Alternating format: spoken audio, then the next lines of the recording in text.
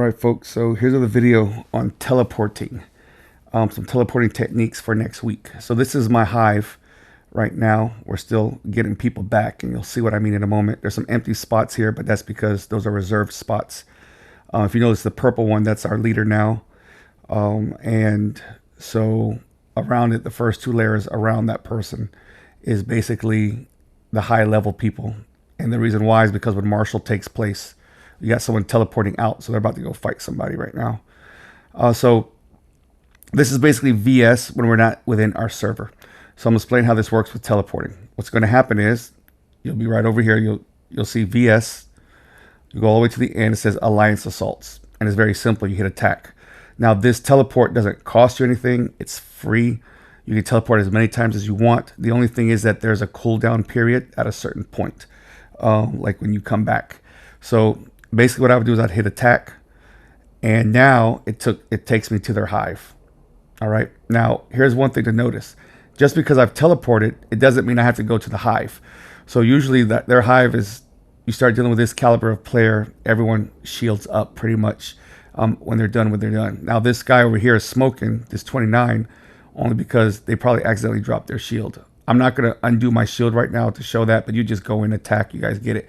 But what's cool is you can actually go anywhere you want on the map and teleport in anywhere. So a lot of times what I do is if they're all shielded up, I still need points. So then I can just find another hive where there's a bunch of people, like here's 11s and 17s, and just come in here, hit the check mark, and now I'm in their hive. So I don't have to go, not their hive, but in their area. And same thing as today, you get more points if they're your actual enemy. You get less points if they're not your actual enemy. All right. Now, when I teleport in, I'll just teleport right there. I can teleport back home anytime I want. The difference between this teleport and the other ones we've been using is that the other ones, you have to be back inside your base to teleport again. Here, you don't have to be back in your base. You can have your people all out marching. I'll give some examples here. I'm not going to undo my what is it called? My shield, because I'm just doing a tile right now. So technically, I would have people out. In our own server, everyone has to be back in order to teleport. But when we're doing this server war thing, you don't have to be on this side. So now I want to get out. You see it's currently in Warzone 206. I just hit the return button. Boom, I return, and I'm pretty much back to where I was in my hive.